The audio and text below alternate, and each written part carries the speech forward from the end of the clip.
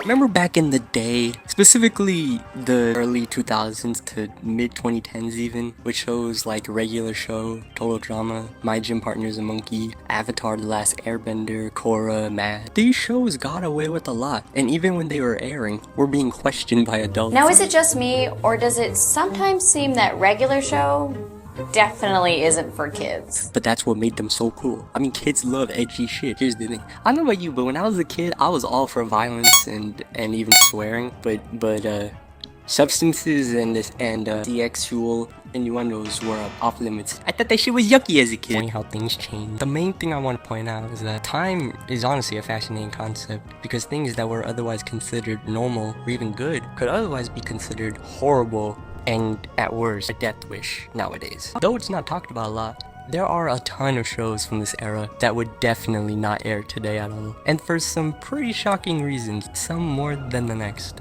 Stay tuned to find out.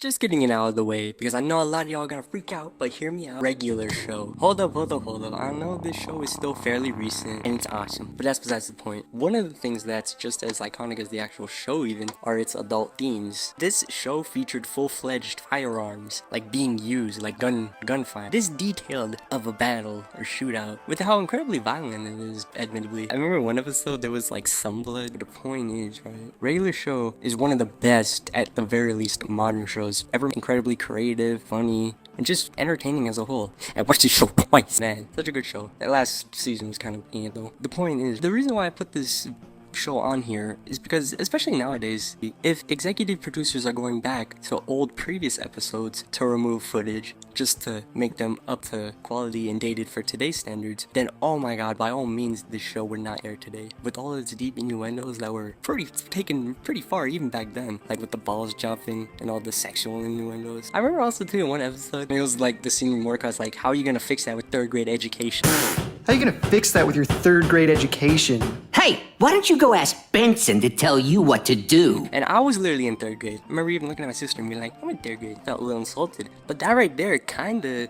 was like a subtle diss at me, if I'm being honest, because that in and of itself was kind of showing the audience that this show ain't just for kids. Does that make sense? It's a pretty good example of something that got away with a lot, even back then. By the way, just to point this out, even though none of the shows, or any shows, really airing now on Cartoon Network, there's a reason why Regular Show hasn't aired since its finale back in 2017. Because they wanted that shit gone, swiped under the rug. And I know they're making a revival, which I'm excited for, but also kinda not really interested in because of all the, not even just bad projects from these creators, but the fact that HBO Max and the studios that push these out give them the shit treatment and cancel them right away. So let's just hope for the best. But I have a feeling that even if they do, it's going to be released on Adult Swim, which is what Regular Show should have been on in the first place, according to some PC principle.